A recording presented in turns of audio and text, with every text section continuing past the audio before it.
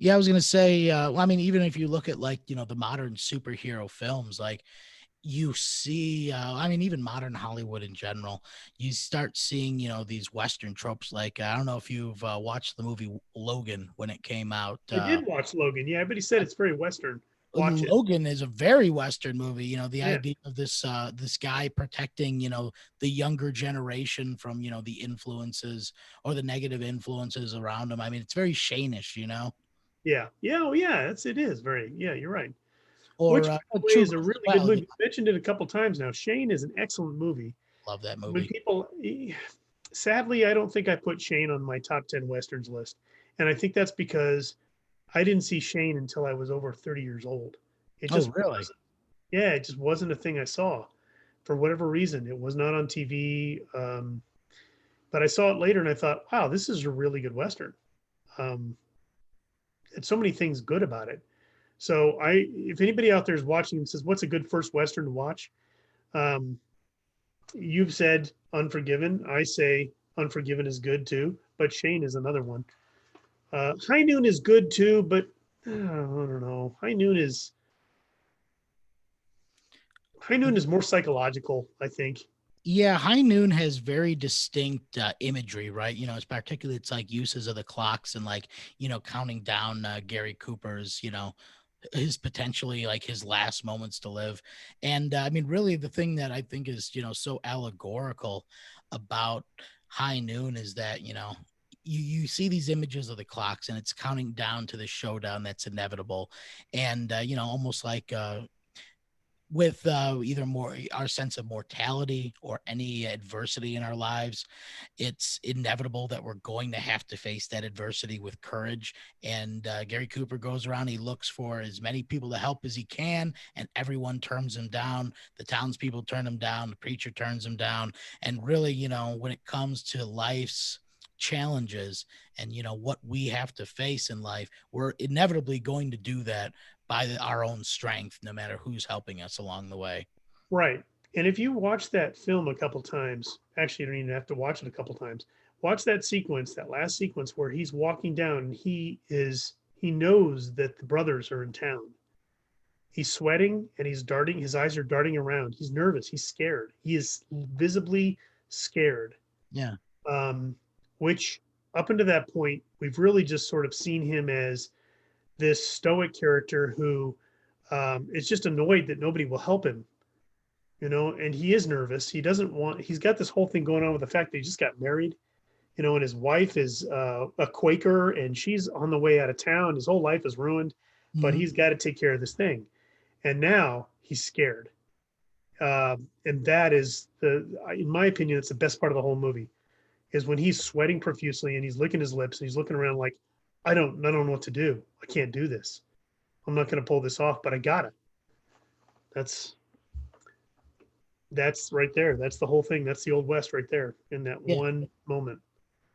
You know. Yeah. It's just I don't know, it's just taking the initiative, right, to take responsibility for these things, when it comes to whether it's settling an entire wilderness, right, or if it's just taking responsibility for setting up your own life. Like that's the thing that really resonates about the old west is, as hard as it was, like people always manned up and did what they had to do. Yeah, yeah. Um, you're absolutely right. And there's things I look at nowadays that I didn't used to look at when I watch Western movies. Mhm. Jack Palance, for instance, in Shane, is so in control. He knows he's the best, but he doesn't exactly know he's the best when he's facing Shane. Right. You can see that in his eyes. You can see that in the way he sort of shrinks back into the wall. He's not as it's kind of like the Johnny Ringo tombstone sequence with Doc Holliday, where he sits there and says, I don't want to go against Doc Holliday. He'll kill me. But then he has that moment where he flips over and he says, all right, Lunger, let's do it. Like, that was a really great. Did you like my Michael Bean? I worked on that. All right, Lunger. Anyway, the same thing happens with Jack Palance and a lot of these really well made Westerns where they say, screw it, I'm going to do it. And it was a really bad mistake, but whatever. It it was makes for great entertainment and really makes us love it a lot more, right? Yeah, yeah, absolutely. And I'm glad you brought up Tombstone as well because I mean, we were talking about modern westerns. Like that is one of the most iconic modern westerns, and Yep. I would say probably one of the better westerns to start folks on. So if there's anybody, if there's anybody who is watching this right now that has just played Red Dead Redemption, I would say Tombstone and Shane are two great places to start because they give you the complete opposite ends of the spectrum, and Right. really everything from the or idealistic western to the deconstructed western. It kind of gives you everything in between. Right. I would say you're right about that. The turning point that Tombstone made in the cinema is the fact that the Peter Shreko and the costume designer whose name I can't remember right now off the top of my head really wanted to be accurate as possible, and they were faced with the fact that they kind of had to be because there was Wyatt Earp was filming and so was Geronimo at the time. So literally, Western costume had nothing for them except bits and scraps, from what I understand. Really? So they made a lot of those. Kevin Jar, no, that was the director. Whatever his name was, they all built these costumes from scratch. Peter Shareko was instrumental in helping them with that, and they worked so well with the designers that the Mescal movie set, which you've seen in some of my videos, really did look a lot like Tombstone. I mean, probably Yeah. closer to Tombstone actually looked than any other movie has ever depicted it. And they created that feel. So when you look at that first panning shot, when they go into Tombstone, you feel like you've stepped into the Old West. Like that must be what it felt like coming into a town, a rich mining town that was just hopping. So, yeah, okay. Yeah, well, you had said that you go out to that the film studio where you shoot your videos at. Now, how many different westerns have been shot at that location that you've been involved in? Well, I shoot it. I shoot a lot of stuff at Trail Dust Town, which is a theme park. Well, I wouldn't really call it a theme park. It's a restaurant with a theme park built around it here in Gotcha. Tucson. Tucson. I worked at Old Tucson, and I hope to work there again if they ever open up again from the pandemic. But Old Tucson has filmed over 300, maybe 400 westerns at this point.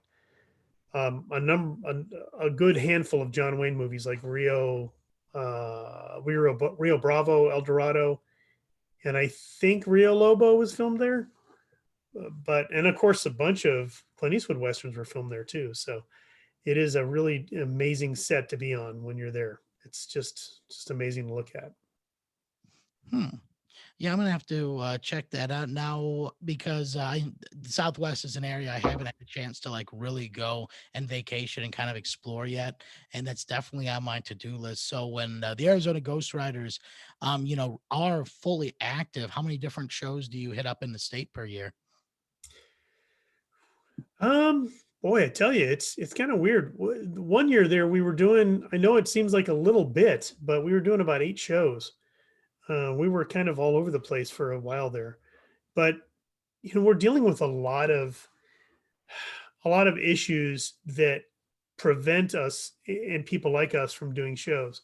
You've got events, street shows, that street events or historical events that don't necessarily want a bunch of gunfighters out there slinging lead and shooting each other Right. because there's going to be kids there. There's a lot of that going on right now, a lot of anti-gun going on, and they just don't want it. So we don't do as much as we would like to, but we have done a lot in the Western genre in towns like Mescal and Old Tucson Studios and Prescott, Arizona, all those little towns that are Old West who embrace their Old West. There's a lot of towns that don't embrace their Old West history out here. Uh, Tucson's one of them, actually. I find that so surprising. I know it's really shocking. We tried to do a show downtown during an event, and they said no, we don't want Old West. Okay, we don't Huh. want you even dressed up. We don't want you to have guns on. Okay, we won't wear guns. We don't want you dressed up. Oh, okay. So you just don't want us here, right? We don't want the Old West represented at this event, a historical event. It's weird. Yeah, for Tucson in particular, because I mean, what other era can you focus on the history of? I mean, I guess maybe post-industrial revolution, 50s and 60s and stuff like that.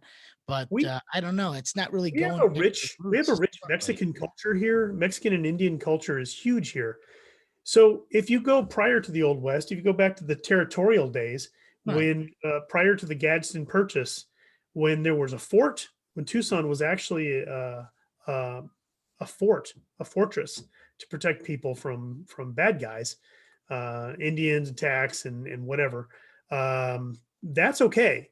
They're okay with the Mexican colonial and the Indian raid type of stuff, but they just don't want the gunfighters. Texas, however, and California really embrace that. Texas more so than California. Texas is the place if you want to do gunfighting. That's where you go because they are all about the Texas Rangers. They're all about their history, and honestly, the gun solved a lot of their problems out there, Oh as you yeah. probably will know. Yeah, well, I mean, particularly the Texas Rangers, like they were the first. Well, the Cherokee were really bad down there, and Oh yeah, the Cherokee, the thing that set them apart is they were able to shoot their bows and arrows while they're standing horseback, and they could shoot 3 to 4 arrows at once because they just developed that skill. But the Texas Rangers were the first guys who were actually able to stabilize themselves while riding to be able to shoot rifles. That made them be able to actually compete with the Cherokee at the time. So I mean, yeah, the Texas Rangers, their entire history is so fascinating. yeah. And imagine when the Colt Patterson revolver first came out, and now Yeah. they can have basically a bunch of rounds without having to reload. Imagine what the Indians said at that point. Like, what the heck do they have? Let's get the heck out of here. Yeah. Let's Yeah. go to Blockbuster. No, Blockbuster's closed. They can't go there. Sorry. But yeah, um, yeah, a lot of Old West history in Texas. I mean, there's Old West history all over this area, but Texas embraces it much more than we do. I think, honestly. Yeah, yeah, unfortunately, well, I'm in Illinois, so the only place you're going to get any sort of like old West style history is going to be down in Springfield at the state capitol. And actually, what's really cool, if you ever get a chance to go to Springfield, um, there is a right across from the old courthouse, and they've done it a number of times. They'll actually have like the camp outs with like the Union soldiers there, and they'll set up their camps, and they'll explain different utensils, stuff like that. So they do that about once a year. But there is a bookstore that is right across from it, and it's called Prairie Books, and they have some of the best collections of old documents that I have seen. Like I got a lithograph of the Lincoln assassination from 1865 from like one of the newspaper prints, and they just have large collections of just old lithographs, old newspapers from the era. And really, once you start like looking through and like fingering through all these old documents and books, it's I don't know, it really makes that history kind of come alive. And like yeah, it's almost like you have a practical application for it. Yeah, yeah, I agree with you.